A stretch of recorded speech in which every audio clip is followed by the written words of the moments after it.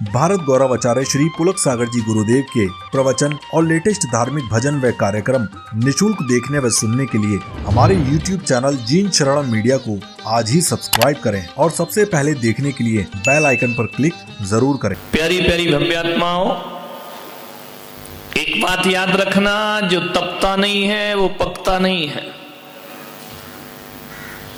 पकने के लिए तपना बहुत जरूरी है।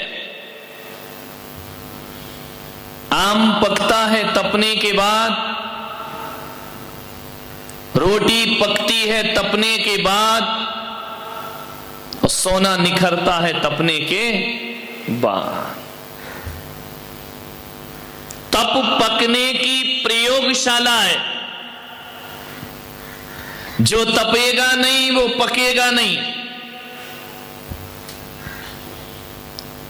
एक व्यक्ति ने मुझसे पूछा कि महाराज, तपस्या आत्मा करती है या शरीर करता है? मैंने कहा बेशक तपस्या आत्मा करती है, धर्म आत्मा में होता है, शरीर में नहीं हुआ करता है। तो उसने कहा कि जब तपस्या आत्मा करती है तो ये जैनी लोग इस शरीर को क्यों तपाते रहते हैं? 10 उपास, 5 उपास, 1 उपास, बड़ी बड़ी तपस्या, 32 उपास, इस शरीर को क्यों तपा रहे हैं? मोक्ष तो आत्मा जाएगी, शरीर तो मोक्ष जाता नहीं है। फिर देह से इतनी तपस्या क्यों कराई जाती है? मैंने कहा तर्क बिल्कुल सही है, लॉजिक बिल्कुल सही है। तुमने तर्क दिया है कि धर्म तो आत्मा में होता है, शरीर में नहीं होता, फिर शरीर को तपाने से क्या मतलब? बहुत सी महिलाएं यहां बैठी हुई हैं, आपके घर में दूध आता है? नल में नहीं, मैं बारामती हो सकता नलों में दूध निकल रहा हूं। दूध आता है या नहीं आता है?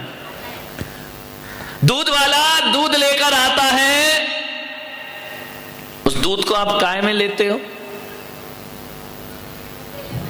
तपेले में लेते हो ना? क्या बोलते हो? पातेला। अच्छा, तुम पा कहते हो, मैं एमपी में ता कहते हैं। आपने पतेला, पतीली, लेडीज या जेंट्स? पतेला या पतीली? पतेला, यानी जेंट, लेडीज का काम नहीं है दूध में। ठीक है, लेडीज का काम उसमें पानी मिलाना है। एक पतेला में आपने दूध लिया और जैसे ही दूध वाला दूध दे जाता है, आप क्या करते हैं? पहले उसको गैस में डाल देते हो, तो उसको गर्म करते हो ना। तो एक बात बताओ, जब आप दूध को गर्म करते हैं, गैस पे रखते हैं, वो पतेला है ना, जब उस पतेला को आप गैस पे रखते हो, तो एक बात बताओ, पहले पतेला तपता है या दूध तपता है? क्या तपता है? आग लगाओ, जलाओ गैस को, तो पतेला पहले तपेगा, दूध बाद में तपेगा।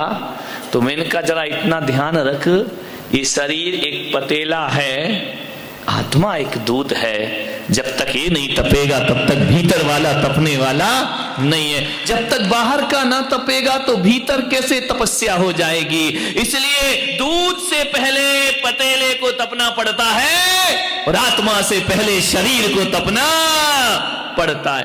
तपना तो पड़ेगा, ध्यान रखना। कुछ भी कर लो, एक विद्यार्थी को पढ़ाई में सफल होना है तो पढ़ना भी एक तपस्या है। जो कुछ भी आप करेंगे,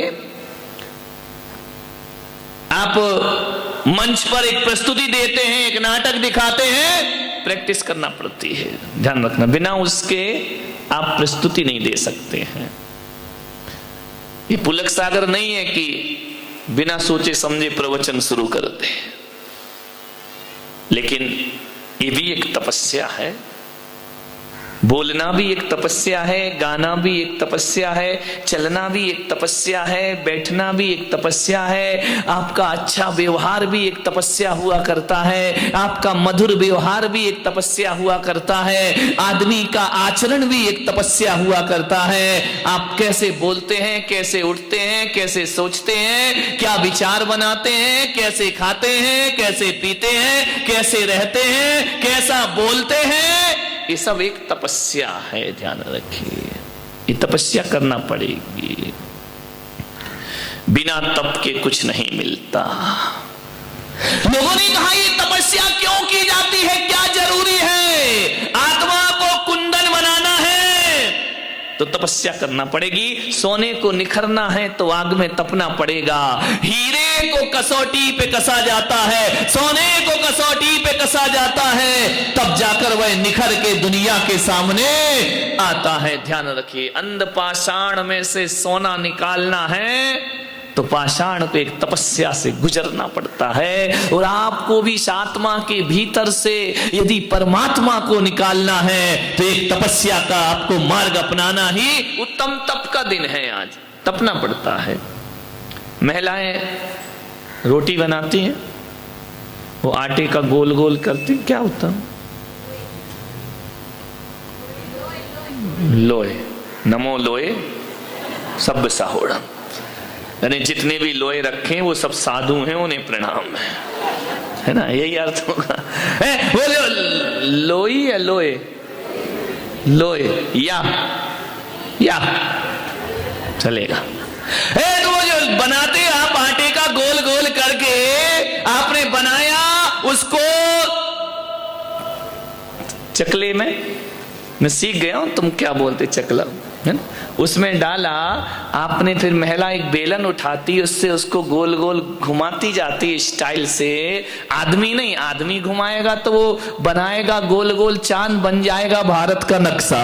ये कला केवल महिलाओं में हुआ करती है, वही बना सकती है रोटी। जब वो रोटी बनाती है, ध्यान रखना, उस गोल पीस को आपने बेलन से बेला और गोल रोटी बन गई। अब बताइए रोटी एक है या दो है?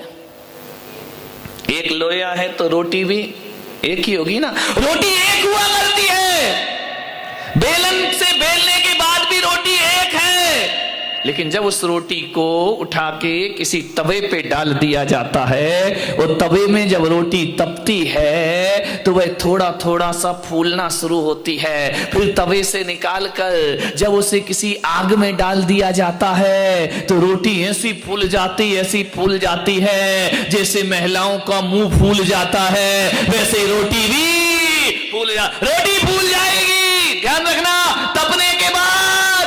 और उसके बाद उस फूली हुई रोटी को आप लो, गोल मटोल रोटी को, गोल गोल रोटी को आप लीजिए, फूली हुई रोटी को लीजिए और दोनों के छोर पकड़ के ऐसा करिए, एक रोटी अलग हो जाएगी, दूसरी रोटी अलग हो जाएगी। ध्यान रखना, जब वह रोटी तप जाती है तो दोनों परत अलग अलग हो जाया करती हैं, और जब आत्मा भी तप जाती है शरीर अलग हो जाता है और आत्मा अलग हो जा। तपना पड़ता है। क्यों रे मोबाइल चला रही है, अकल धेलावर की नहीं, तनख्वाह बढ़ा दो। आगे बैठा मोबाइल चला रहा है, 10 लक्षण कर रहा है। ध्यान रखिए, ऐसे मोबाइल है, क्या बताऊं इसको। विचार करना है आपको, बिना तपस्या के अलग अलग नहीं हो सकते हैं। ध्यान रखना, तपना तो पड़ता है। आम मीठा कब होता है? कच्चा आम मीठा होता है क्या? नहीं, मीठा कब होगा? जब वह तपेगा। एक आम वो होता है जो तोड़ करके भूसे में डाल के तपाया जाता है, पकाया जाता है, और एक वो होता है जो डाल में ही पक जाया करता है। अरे जो एक वो होते हैं जो कोल्ड स्टोरेज में जाकर के पका करते हैं, लेकिन ध्यान रखना, जो स्वाद डाल में पके हुए आम का होता है वो कोल्ड स्टोरेज के आम का वो स्वाद नहीं हुआ करता है। उसको धूप में पकता है, वह गर्मी से पकता है। एक बात ध्यान रखना, आम पकता है, आम में मिठास यदि आती है तो तपस्या के बाद मिठास आया करती है। तपना तो पड़ता है। तप साधना का मार्ग है, साधनों का नहीं। बहुत दुखी था एक सेठ, बारामती का नहीं, बारामती के तो सारे सेठ सुखी हैं। बहुत दुखी था वो सेठ, उसकी सेठानी भी दुखी थी। सब कुछ था उनके पास, धन था, दौलत था, रुपया था, पैसा था, सब कुछ था, बस एक चीज की कमी थी। ध्यान रखना, एक चीज की कमी तो दुनिया में सबके पास होती है। टाटा बिरला के पास भी जाओ तो उसके पास भी एक चीज की कमी होगी। रिलायंस बंधु के पास जाओ तो उनके पास भी कुछ ना कुछ कम होगा। आप कितना ही दुनिया से बहुत कुछ इकट्ठा कर लो, लेकिन सब कुछ दुनिया में किसी को मिलता नहीं। एक बात ध्यान रखना, दुनिया में ऐसे लोग हैं जिन्हें कुछ मिलता है, दुनिया में ऐसे लोग हैं जिन्हें कुछ कुछ मिलता है, दुनिया में ऐसे लोग हैं जिन्हें बहुत कुछ मिलता है, लेकिन दुनिया में ऐसा कोई आदमी नहीं जिसको सब कुछ प्राप्त हो जाए। सब कुछ तो किसी के पास नहीं है, कुछ है, कुछ है, बहुत कुछ है, लेकिन सब कुछ किसी के पास नहीं हुआ कर। कहीं भी चले जाओ, आप मेरे पास आ जाओ, मेरे पास कुछ है, कुछ है, बहुत कुछ है, लेकिन आप बोलो सब कुछ, तो सब कुछ तो संतों के पास भी नहीं हुआ करता है, क्योंकि अभी हम में बाकी है। अभी हम मुनि तो बन गए, लेकिन अभी भगवान बनना सब कुछ किसी को नहीं मिला करता है। कोई ना कोई कमी तो दुनिया में सबके पास रहा करती है। चक्रवर्ती के पास जाओ, 96,000 रानी है, 6 खंड का राजा है, 84 लाख हाथी, 18 करोड़ घोड़े हैं, 9 निधि, 14 रत्न है, लेकिन चक्रवर्ती के पास सब कुछ नहीं है। उसका भी मान भंग किसी बाहुबली के द्वारा हो जाया करता है, मान स्वाभिमान नष्ट हो जाता है। पटरानी के पास सब कुछ नहीं है, बहुत कुछ है। 96,000 रानियों की हेड हुआ करती है, सबसे ज्यादा सुंदर हुआ करती है, सबसे ज्यादा प्यार चक्रवर्ती का उसे ही मिला करता है, लेकिन पटरानी में एक कमी है, वह कभी मां नहीं बना करती है, वह बांझ रहा करती है। एक कमी तो चक्रवर्ती के घर में भी हुआ करती है मेरे भाई। दशरथ के यहां सब सुख था, सब बहुत कुछ था, लेकिन एक मंथरा और एक कैकेयी तो दशरथ के घर में भी कमी तो सब जगह मिलेगी। ध्यान रखना, एक ना एक कमी हर व्यक्ति के पास है, सबके पास सब कुछ प्राप्त नहीं होता है। एक ही चीज है सब कुछ पाने का रास्ता। ध्यान रखना, कुछ चाहिए तो कुछ छोड़ो। समझ में आ रहा? बिना छोड़े कुछ मिलता है क्या? कुछ चाहिए तो कुछ छोड़ो, कुछ चाहिए। अब बोलो ना आगे, सब मैं ही बोलूंगा क्या? कुछ छोड़ो, बहुत कुछ चाहिए और सब कुछ चाहिए जो सब कुछ छोड़ता है उसे सब कुछ प्राप्त हो जाता है। कुछ चाहिए तो कुछ छोड़ो, कुछ चाहिए कुछ छोड़ो, बहुत कुछ चाहिए बहुत कुछ छोड़ो, और सब कुछ चाहिए तो भगवान की तरह सब कुछ छोड़। ध्यान रखना, ये दुनिया का गणित है। जो सब कुछ छोड़ेगा उसे सब कुछ प्राप्त होगा, जो कुछ छोड़ेगा उसे कुछ प्राप्त होगा। बस यही उत्तम तप का दिन है। सेठ एक मुनि के पास पहुंचा, महाराज प्रणाम किया मुनि को। सेठ भगवान का प्रणाम करने के बाद पूजन करने लगा। सभी लोग प्रवचन सुनकर चले गए, सेठानी बैठी रही। उसने कहा आज तुम्हें अपनी जिंदगी की पीड़ा, जो दर्द है, वो मुनि से कह के ही रहोगे। मुनि ने कहा सेठानी सब चले गए, तुम घर नहीं जा रही हो? आंखों में आंसू आ गए, मेरे भी आ रहे हैं। आंखों में आंसू आ गए सेठानी के। मुनि ने कहा कोई गरीब रोए तो बात समझ में आती है, तू नगर सेठ की सेठानी, आंखों में आंसू क्यों है? बोले मुनिवर बहुत कुछ मेरे पास है, संतान नहीं है मुझे। मुनि ने कहा संतान नहीं? बोले हाँ। बोले ये दुख हमें खाए जा रहा है कि हमारी इस विरासत का वारिस कौन होगा। अपार दौलत है महाराज हमारे पास, लेकिन संतान नहीं है। मुनि ने कहा सेठानी तुझे संतान होगी, होगी। इतना सुना कि रोम रोम में खुशियां छलक गई, फिर आंखें भर आई, मुझे संतान होगी। बोले जरूर होगी, लेकिन एक बात ध्यान रखना सेठानी, दुनिया में कुछ मिलता है तो कुछ छूटता है। अब छूटने की बात क्यों कर रहे हो महाराज? बोले बस तुझे एक संतान होगी, लेकिन एक बात ध्यान रखना, जिस दिन तेरी संतान की खबर तेरे पति को लग गई उस दिन वो सन्यास मिलेगा। दुविधा में पड़ गई, इधर बेटा होगा उधर पति चला जाएगा। क्या करूं क्या ना करूं? मुनि को प्रणाम किया, घर गई, बड़ी अनमनी सी कि मैं करूं क्या। एक नारी की दुविधा, उधर पति छूटता है तो औलाद आती है, और औलाद नहीं आएगी तो पति रह। बड़ी दिक्कत में आ गई, बड़ी परेशानी में आ गई वो सेठानी, मैं क्या करूं कहां जाऊं। एक दिन सेठानी गर्भवती हो गई। सेठ से कहा, सेठानी ने बताया नहीं कि पता चला कि इसको वैराग्य हो जाएगा, ये सन्यास ले लेगा। जिंदगी भी कैसे खूबसूरत मोड़ पे ले जाके धोखा दिया करती है, जिंदगी भी कहां ले जा करके उलझा दिया करती है। इको कम विचार करिए।